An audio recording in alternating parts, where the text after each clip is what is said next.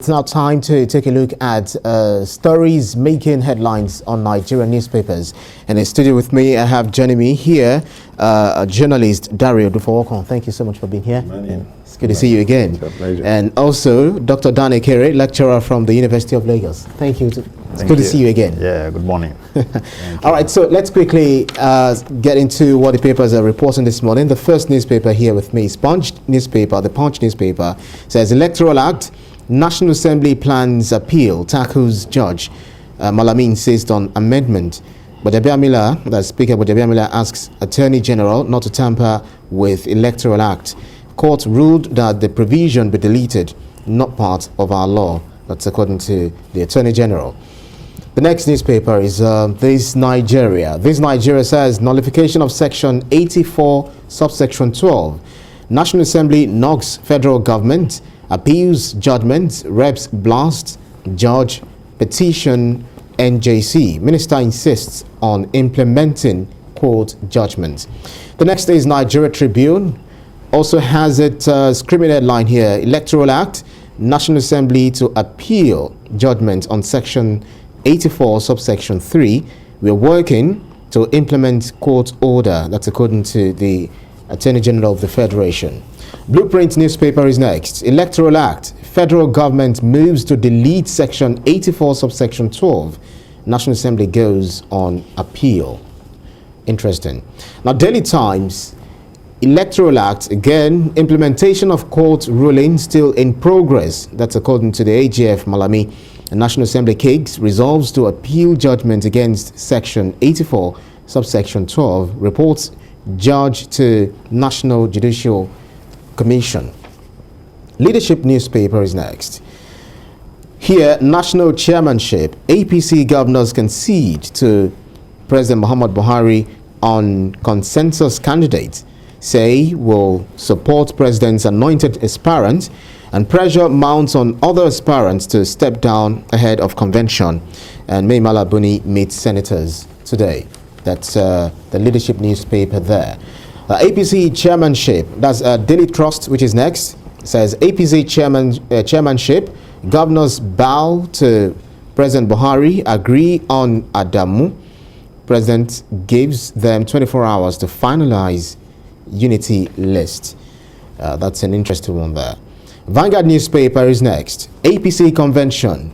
President Buhari, APC governors insist on consensus candidates.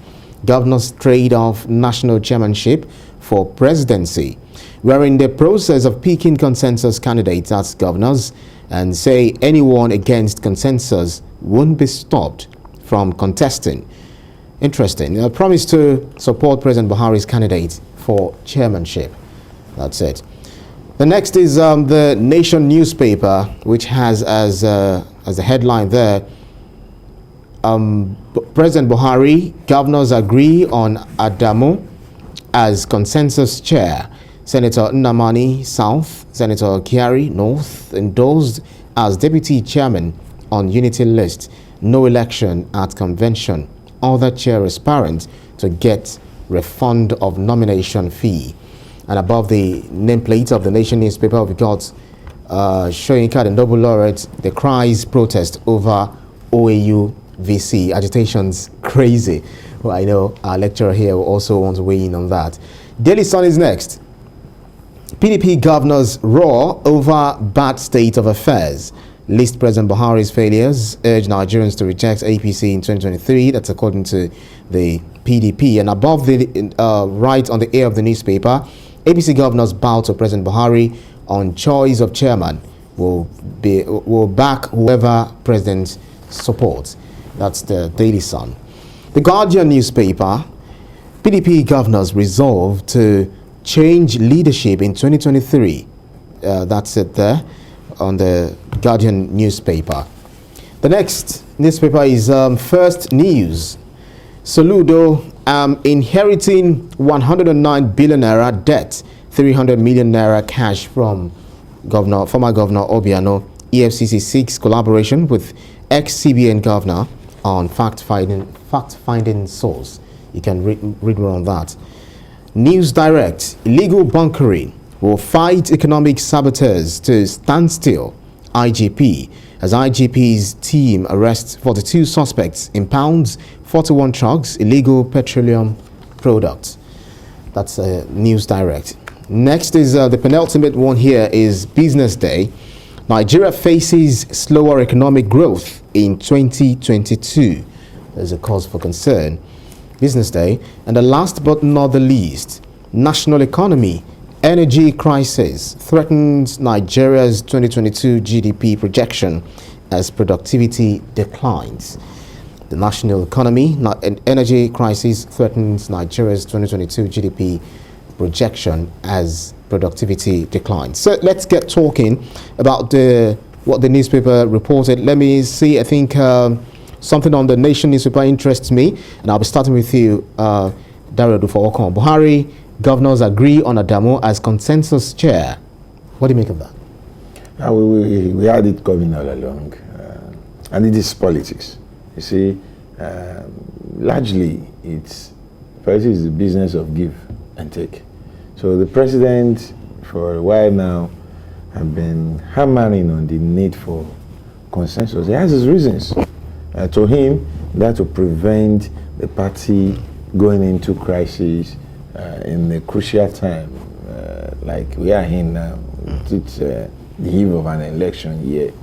And he feels that we should take a look at all the aspirants and have at just one, so that others can have their investments back. Right. And that will reduce grievances after the election. And then if the party don't go into voting, you see, the divides won't be as sharp as one would expect in a situation like this. The name of Adamu as his preferred candidate have been out there, unconfirmed for a while. But yesterday, I think, he told the governors what he wants. And after a lot of discussion, according to the governors, there's some reason with Mr. President, and they are ready for the sake of the party, as they put it. They also made it clear that diversely, they also had their choices. But this is what Mr. President thinks for now is good for the party, and the governors want to agree with it. And not just the chairmanship, the issue of who leads the party in the two regions of North and South appears to also have been settled. And there is an understanding that we are going to have a unity list.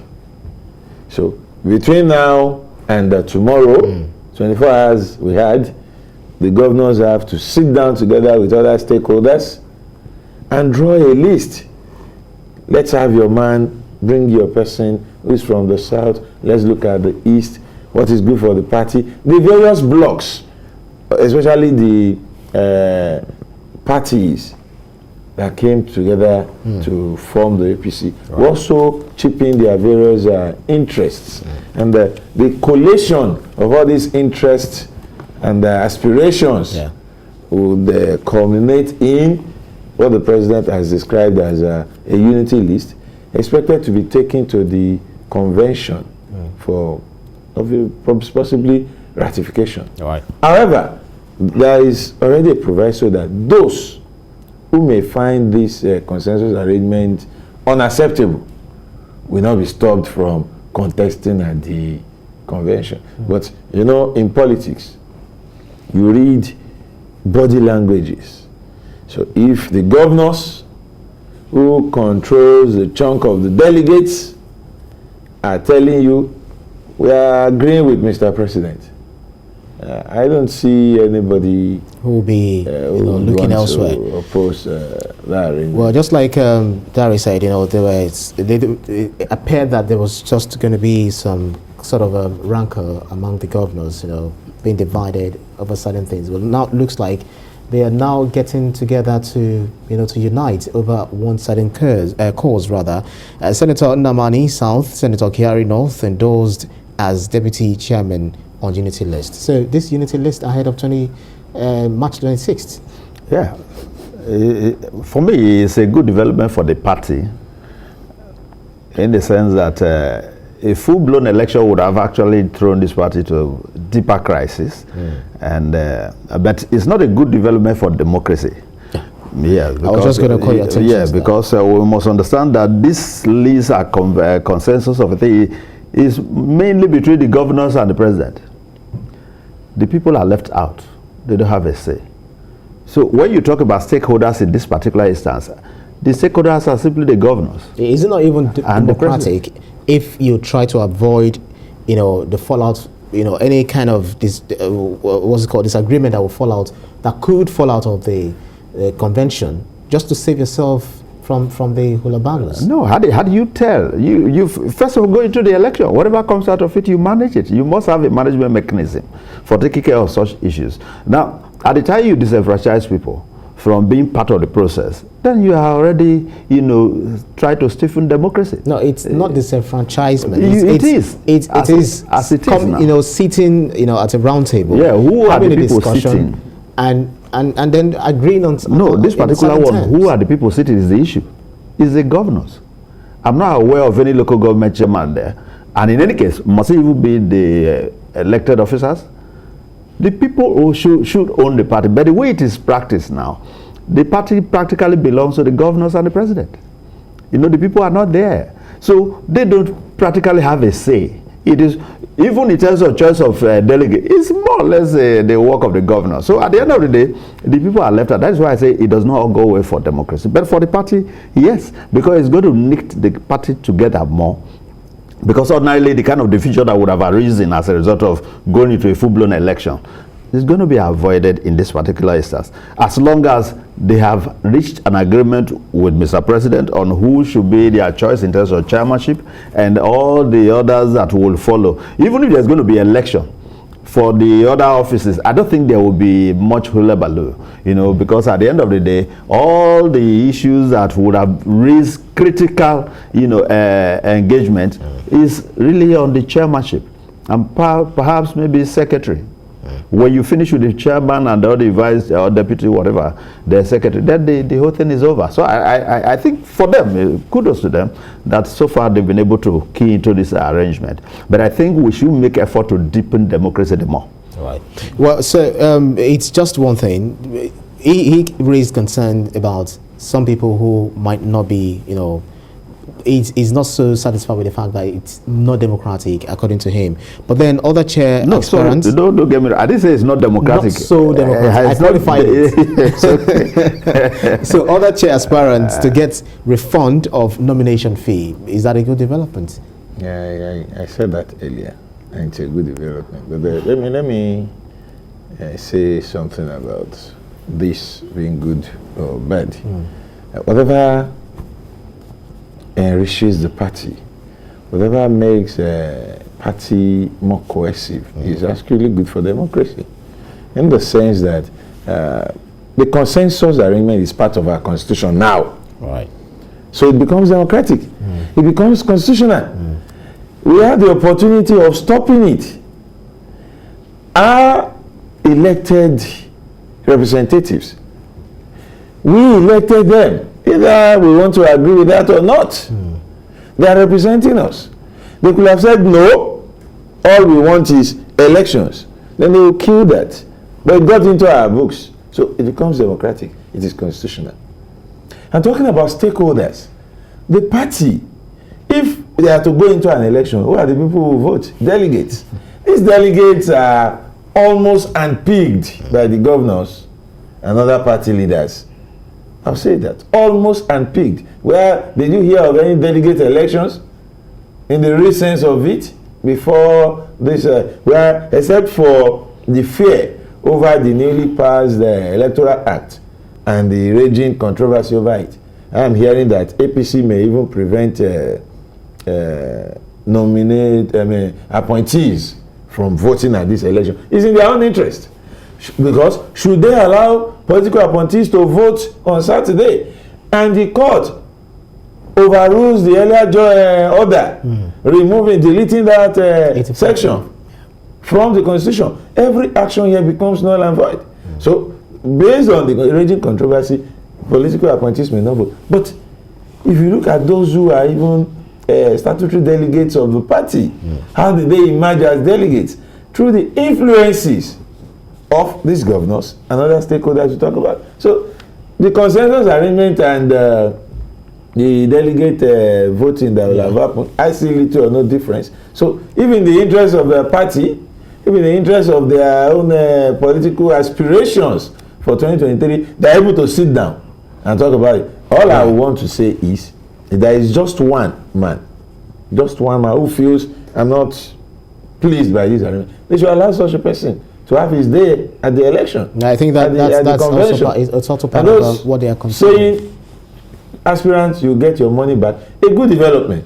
Because 20 million naira is a lot of money, maybe to people like us anyway. Well, not in this. Give them back their money, so that will not form the basis for fresh grievances among the. I congratulate APC for being able to do this, in my own view. Well, the National Assembly to appeal, still on the Nation newspaper, National Assembly to appeal judgment voiding Electoral Act Section 8412.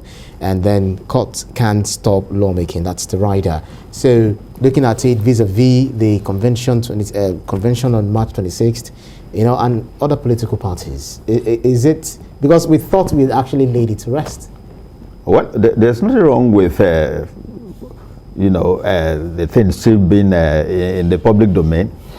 A court has made a ruling, and those who are charged with the responsibility of lawmaking say we are going to contest. I think it's all about democracy, so I really don't see any challenge with that. But then what the court tried to achieve from that, if I look at it from my own understanding, it's like saying that the job of lawmaking is not limited to the National Assembly.